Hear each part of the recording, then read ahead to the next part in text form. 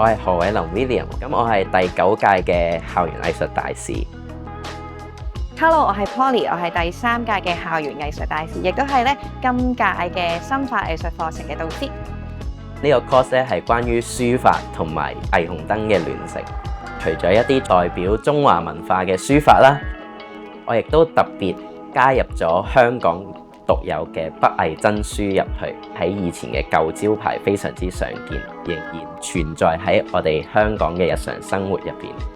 傳統嘅中華霓虹燈咧，其實係好 recall 到嗰種舊香港嗰個風味，將佢哋本身寫咗嘅書法咧，去變翻做霓虹燈嘅樣子去呈現出嚟嘅。因為我住喺華富村，所以我整咗華富呢2個字。橙色、白色同埋藍色好夾，所以我揀咗呢幾個色，同埋顯得出嗰啲字體。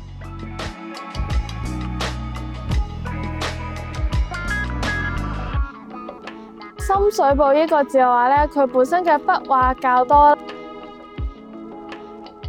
你用個鉗然後固定佢個位。我整出嚟嘅話咧，我會好有成就感。咁佢哋嘅聯成咧，令到學生用一個新鮮、新奇啲嘅角度去了解中華文化、中華藝術。我覺得呢個可能係一個 starting point 咁樣，令到佢哋去留意呢樣嘢，去試下，去感覺下，跟住咧就可以再去留意更加多呢一樣咁有香港味道嘅嘢。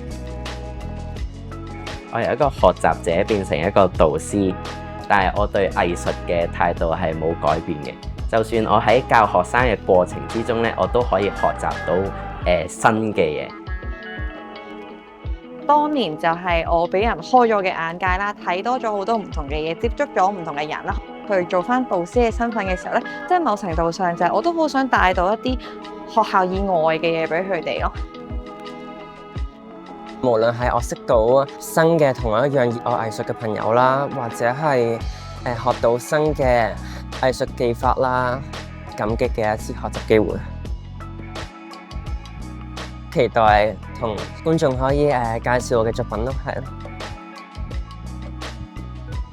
各位校園藝術大使嘅師弟師妹，你哋記住要堅持初心，記住自己當初點解鍾意藝術，